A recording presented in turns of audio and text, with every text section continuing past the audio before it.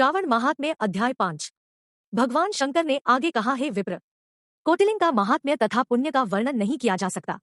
जब एक लिंग महात्म्य की कथा कहना ही असंभव जान पड़ता है तो फिर कोटिलिंगों का महात्म्य कौन कह सकता है। यदि मनुष्य में कोटिलिंग निर्माण करने की शक्ति न हो तो उसे केवल 1000 लिंगों का निर्माण करना चाहिए। इसमें भी समर्थ न हो तो 100 लिंग या फिर इस मास में केवल 1 लिंग बनवाना चाहिए। इस मास में केवल 1 लिंग बनाने पर भी जीव मेरे पास निवास कर सकता है। कामदेव के शत्रु भगवान शंकर का 16 उपचार से खड़गच्छर नमः शिवाय मंत्र सहित अर्चन करना चाहिए। ग्रहयज्ञ करके उद्यापन करना चाहिए। हवन तथा ब्राह्मण को भोजन करवाना चाहिए। इस प्रकार व्रत करने से असमय में मृत्यु नहीं होती। इस मास का व्रत बंध्यत्व का हरण करके संपूर्ण आपत्तियों को दूर करता है। रोग, शोक, संताप मिटाता है। ऐश्वर्य में वृद्धि करता। जो कोई श्रावण मास में पंचामृत से अभिषेक करता है वह इस शरीर को त्यागने के पश्चात कैलाश में मेरे नजदीक आकर 1 कल्प तक निवास कर सकता है। वह प्राणी पंचामृत पीने वाला, गौ तथा धन आदि से युक्त, अत्यंत मधुर भाषी त्रिपुरासुरंता भगवान श्री सदाशिव का प्यारा होता है। जो श्रावण मास में हविष्यांत भोजन करता है वह चावल आदि संपूर्ण धान्यों की अक्षय निधि से युक्त होता है। जो व्यक्ति इस मास में पत्तल पर भोजन करता है उसको भोजन के लिए सोने के पात्रों की प्राप्ति होती है तथा शाक त्यागने मात्र से शोक का हरण होता है। और इस महीने में जो जमीन में शयन करता है वह कैलाश पर निवास करता है।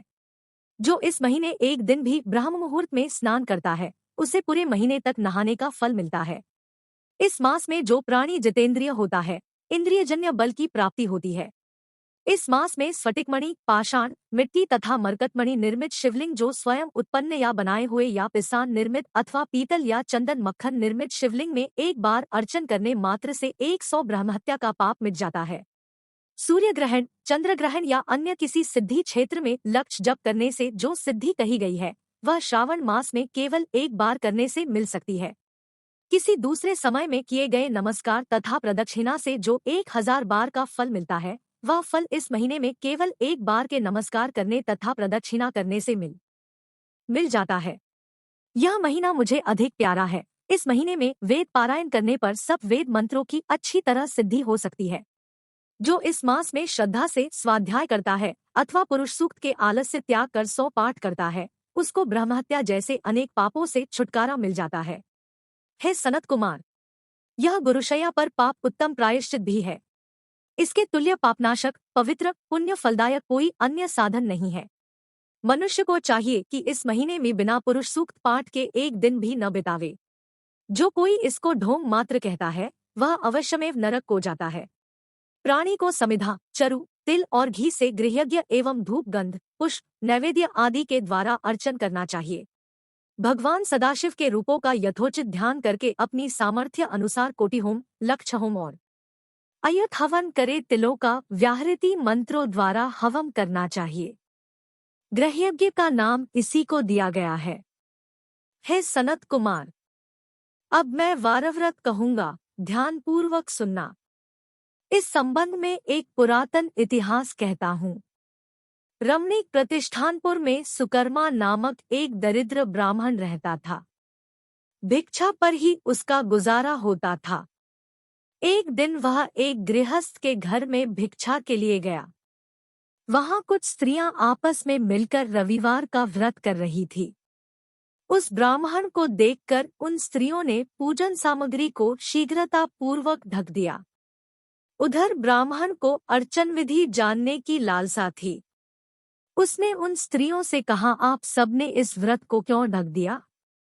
आप सब साध्वी है, कृपा करके मुझसे इस व्रत की विधि कहिए। समदृष्टि रखने वाले सज्जनों का तो उपकार ही स्वार्थ है, क्योंकि परोपकार जैसा दूसरा धर्म तीनों लोकों में नहीं है। मैं दरिद्रावस्था के कारण अत्यंत दुखी हूँ। अतः आप इस व्रत का विधान तथा फल मुझे बताएं। मैं इस व्रत को करूँगा। स्त्रियों ने कहा, हे ब्राह्मण, यदि व्रत में उन्माद या प्रमाद अथवा विस्मरण, भक्तिहीनता या अनास्था करोगे तो यह व्रत निष्फल हो जाएगा। अतः इस व्रत को तुम्हें कैसे दें? ब्राह्मण ने कहा, मैं ऐसा नहीं करूँगा।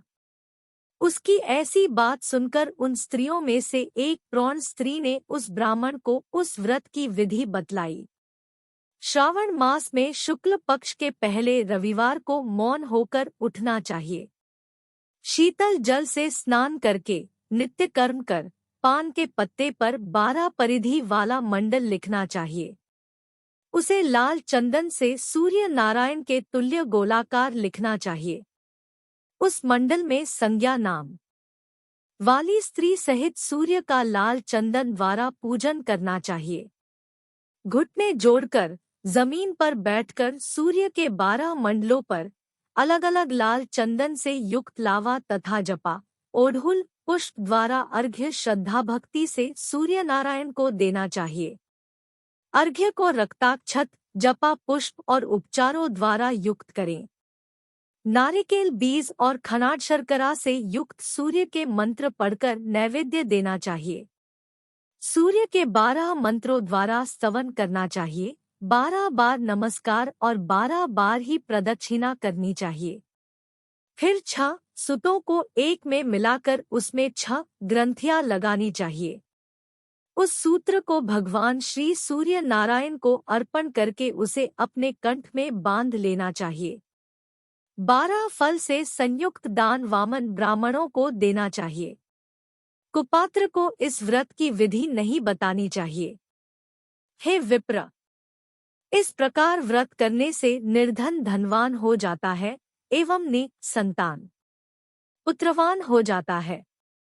कोढ़ी का कोढ़ मिट जाता है। बंदी खाने में पड़ा हुआ बंदी खाने से छुटकारा प्राप्त कर लेता है। रोगी का रोग मिट जाता है।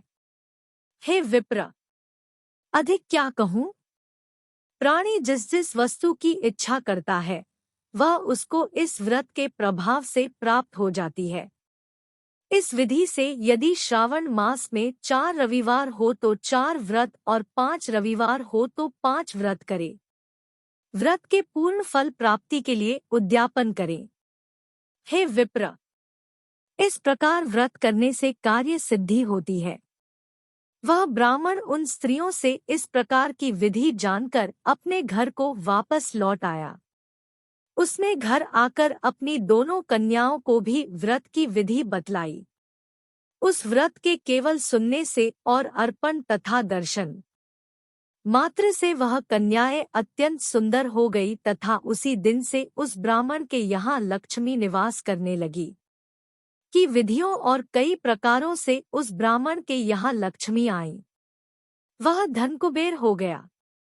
एक दिन राजा ने मार्ग में से गुजरते हुए उन कन्याओं को अपने मकान की खिड़की में खड़े देख लिया। रूप की खान उन दोनों बहनों को वह देखता रह गया। वह उन पर मोहित हो गया। उसने ब्राह्मण को बुलाया और अपने लिए उसने दोनों कन्याओं को मांग लिया। ब्राह्मण ने भी प्रसन्न होकर उन दोनों कन्याओं को राजा को दे दिया। कन्याएं भी राजा जैसा पति प्राप्त करके प्रसन्न हो गई। फिर उन्होंने इस व्रत को किया तो पुत्र पौत्रादि से युक्त हो गई। हे सनत कुमार, मैंने अभ्युदय को देने वाले इस व्रत को आपके सामने कहा है। हे ब्रह्मपुत्र, जिस व्रत कई सुनने से सब इच्छाएं पूर्ण हो जाती है तो इसके अनुष्ठान के फल का क्या कहना।